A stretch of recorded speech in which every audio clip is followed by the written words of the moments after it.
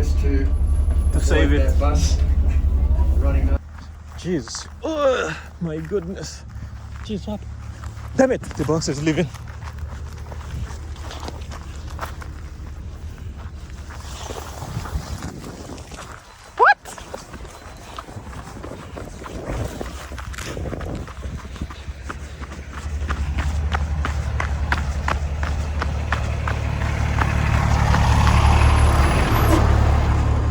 I thought the bus was leaving. Finally found one. Oh. Where's Graham?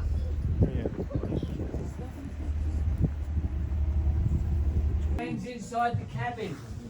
There's trees and things whizzing past us. Whizzing. Yeah, 20 kilometres an hour maximum speed. So it's not really whizzing. Whizzing is stretching.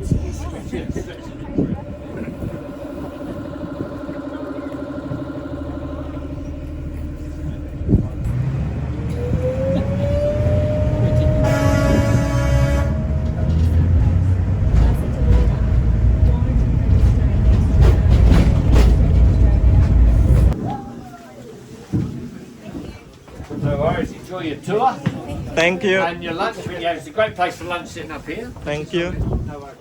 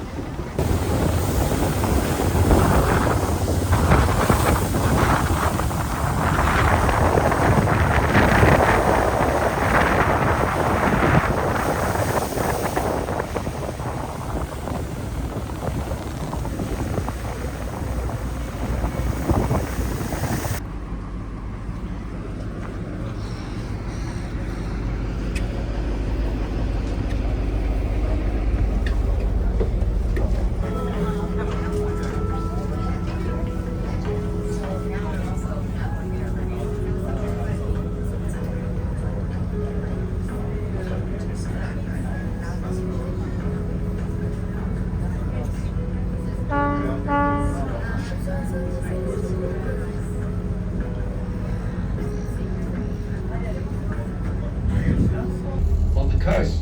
Just one moment, folks. Excuse me. Can you always keep on the left-hand side of the road, please? Thank you. And what happened was the skipper kept coming. He thought that he had plenty of water in front of him.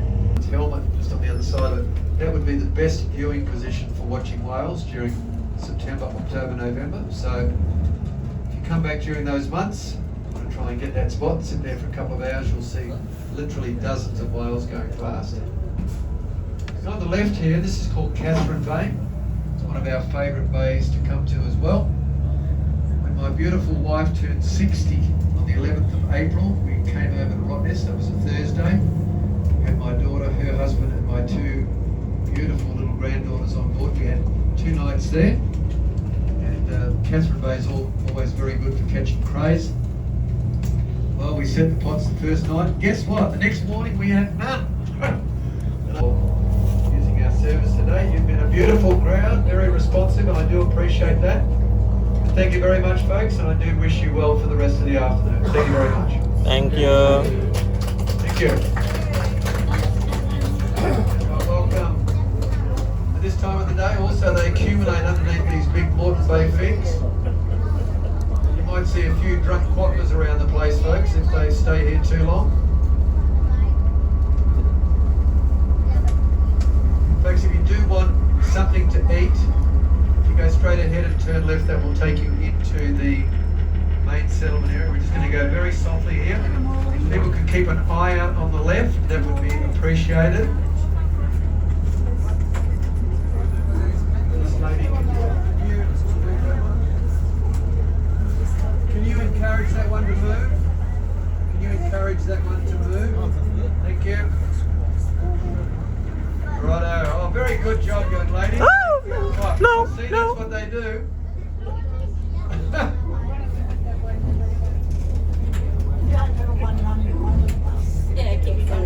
Let me know if it goes anywhere near the wood.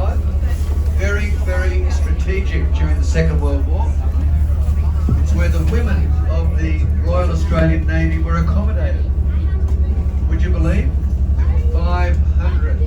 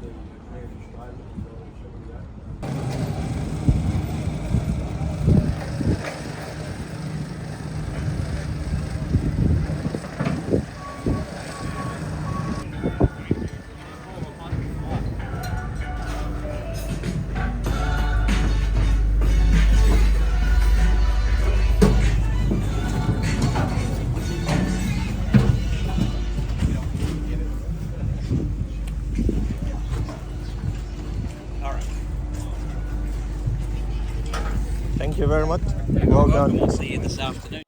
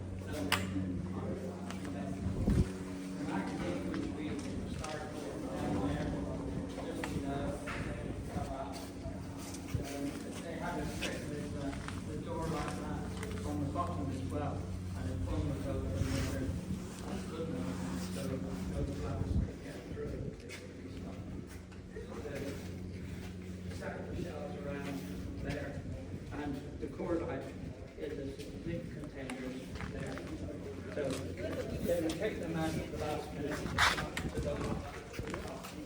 and that weighs about 25 tons, so 45 pounds there. Heads, sort of expect to lift that up and up. So, come here. You can look up to the gun. And you can see a big cylinder under the barrel there. The big cylinder. And that's a recoil cylinder. All firearms recoil, of course. And this one is limited to a metre. So when the shell fires, the gun goes back a metre. But it compresses springs and compresses air. And when it's reached its limit, it can bring back to the start position. And also, every time it's fired, it gets hot, so it has to be cooled down. But water's pretty scarce on the island, and so it's recycled. So this is just a recycling thing, which goes into a drip tray around there, and then it goes into a holding tank down below. So I don't know. Did anyone notice the wind turbine? Mm-hmm. Well, on that hill, that's called Herschel Hill. And if you pass it in the bus going back, you'll see some of it's bitumen. And what they did was bitumize the hill and put a bit of a wall at the bottom just to collect the water, because water is very scarce here. And that was one of the few sources without bringing it over from the mainland in barges. So what we do now is the wind turbine helps, and the solar array near the runway, big solar array there, that virtually runs a desalination plant. So all the water we have on the island comes from the ocean, goes through the desalination plant. But the thing about it is we can store it. You know, when the wind blows, we're storing it. If the sun shines, we're storing it.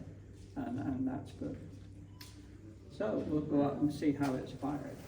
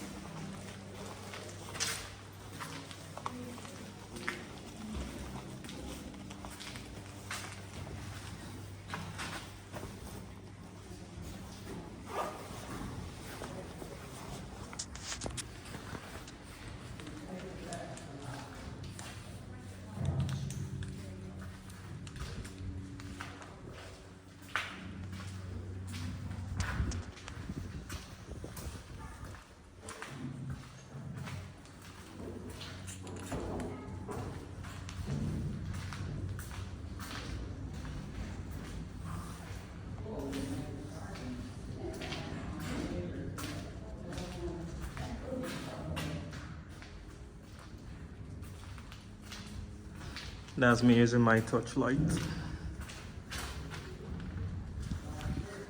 Right, that's maybe on the run before it's too late.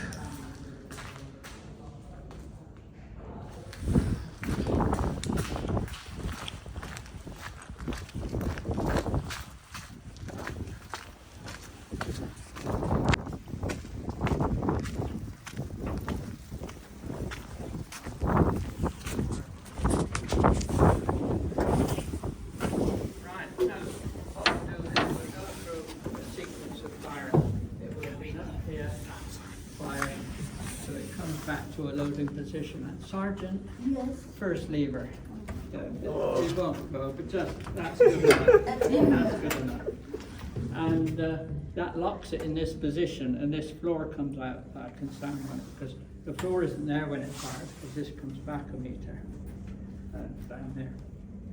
So as it's coming back, white pipe here, compressed air, and there's a jet of compressed air just to shoot any debris from the last firing out. So that's out. It's locked in position, and the second lever is pulled. Right. Now, as the second lever is pulled, the guy on the breech here, and this is the breech, pulls this lever. It's just one pull of the lever. This turns 90 degrees, probably that way, and it can open.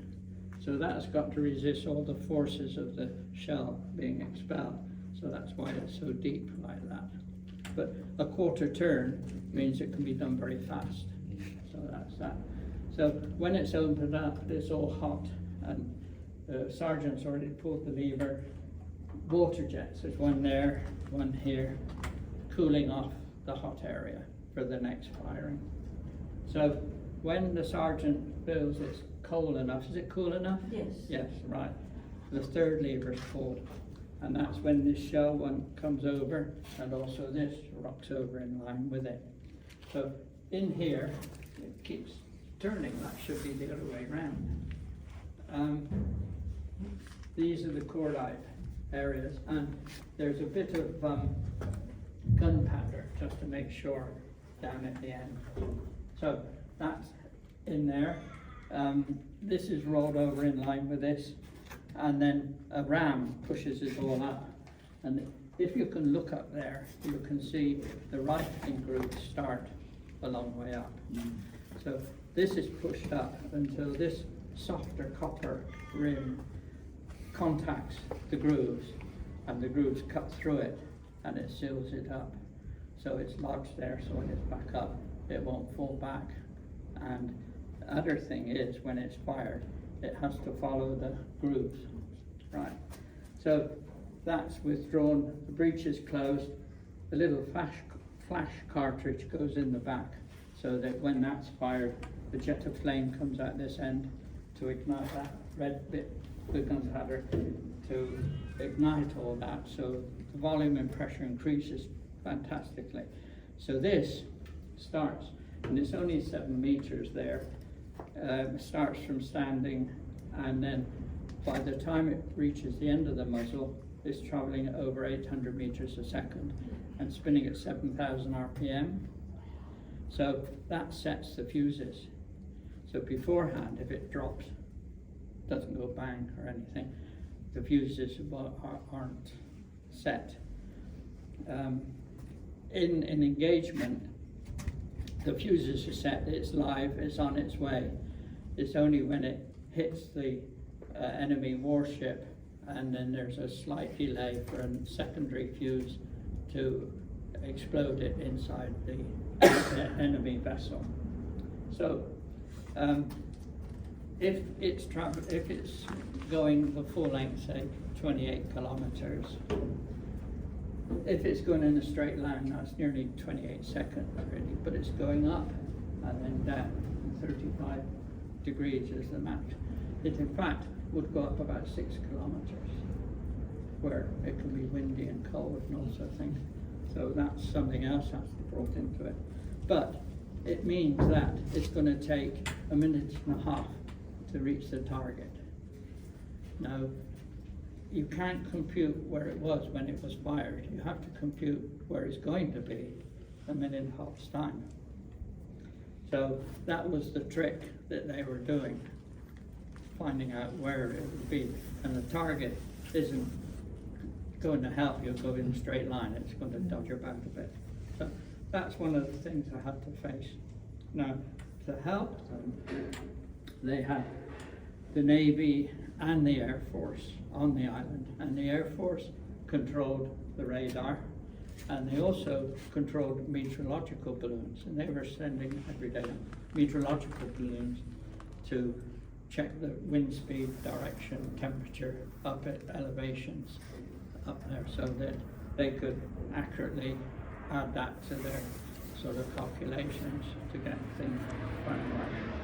It's friendly, it's all right.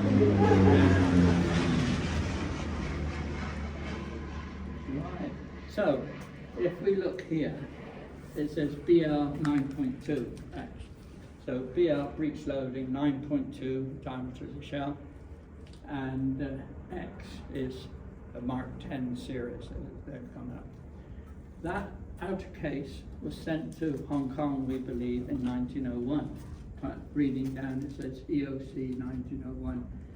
EOC was Elswick Ordnance Factory in Newcastle, England, or at Newcastle, England.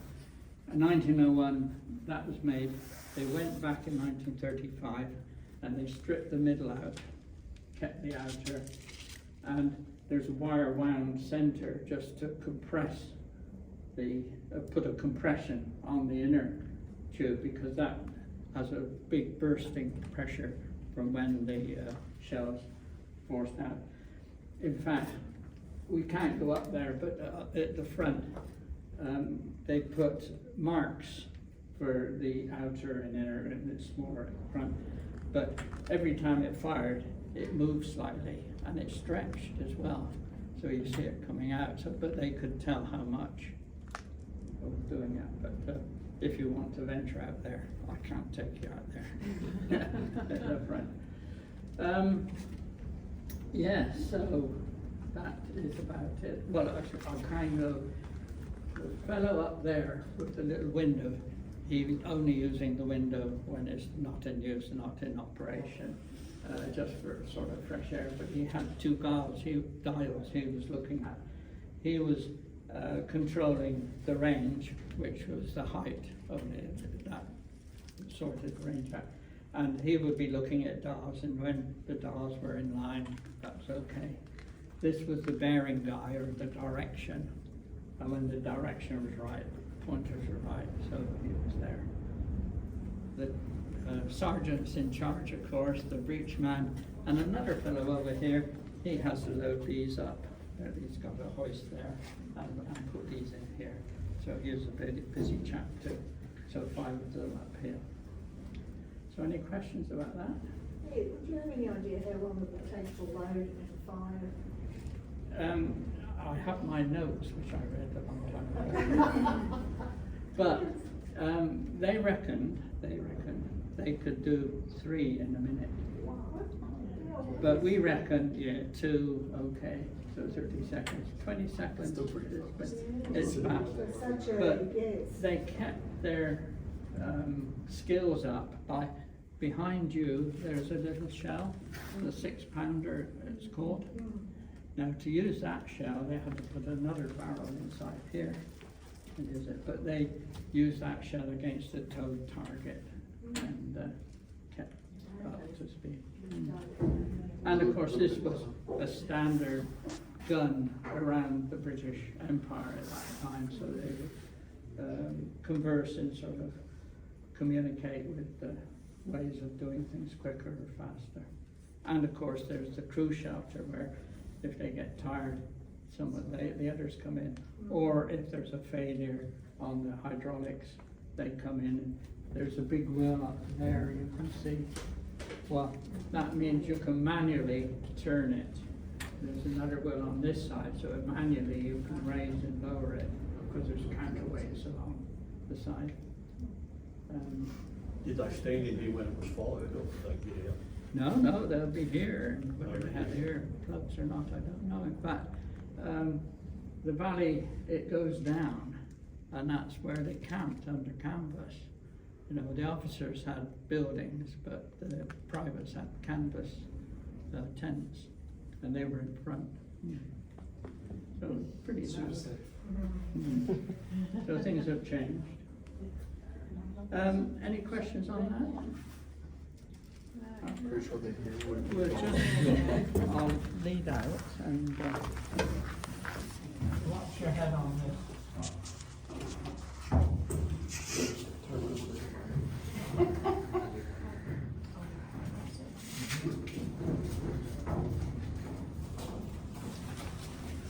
Got a spiral screw inside.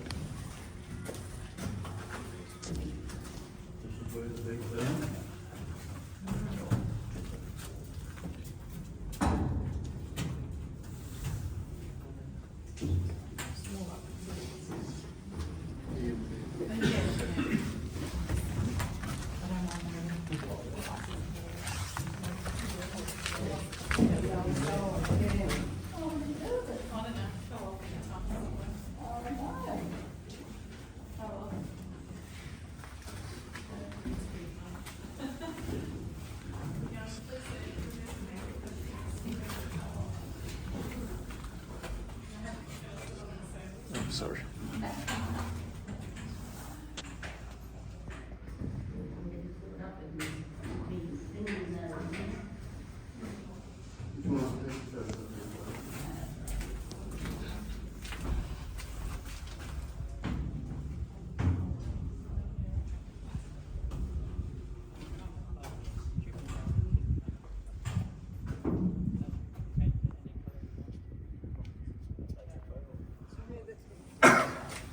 Thank you.